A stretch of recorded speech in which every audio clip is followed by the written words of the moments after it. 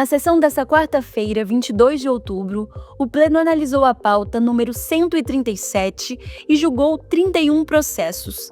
Participaram da sessão os conselheiros Joaquim de Castro, Daniel Goulart, Valcenor Braz, Sérgio Cardoso, Fabrício Mota e Humberto Aidar.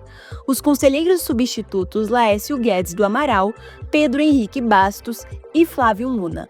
O procurador do MPC, José Américo da Costa Júnior, e o secretário de plenário, Gustavo Melo Parreira.